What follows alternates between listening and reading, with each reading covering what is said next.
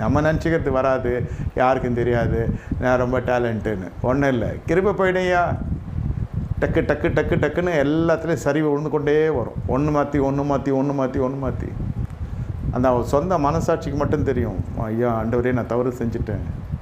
ஏன் ஐயா? அந்த அற்ப நேர சந்தோஷம் போதுமா? அது சந்தோஷமாக இருக்கக்கூடாது, அதுக்கெல்லாம் முன்னமே தான் அந்த நிராகரிச்சிடணும், இந்த காலை டினை பண்ணிடணும். ஒரு ஃபோன் கால் எடுத்துகிட்டு ஒருத்தன் லைஃபே விட்டவெல்லாம் இருக்கிறான், தேவையில்லாத காலை. இது பேச அது பேச அது பேச இது பேச, என்ன அவனுக்கு ஜோலி இருக்குது? மனைவி வச்சு பேசு, மனைவிகிட்ட சொல்லி பேச கூட வேணாம்.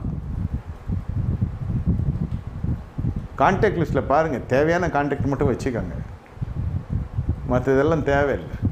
கர்த்தர் போதுமானவராக இருக்கிறார். நான் சொல்கிறது ராஜாவை ரிஜெக்ட் பண்ணுன்னா ராஜாவை ரிஜெக்ட் பண்ணிடுவான். அடுத்தது எரபேயாம் நாட்களில் பார்த்தீங்கன்னா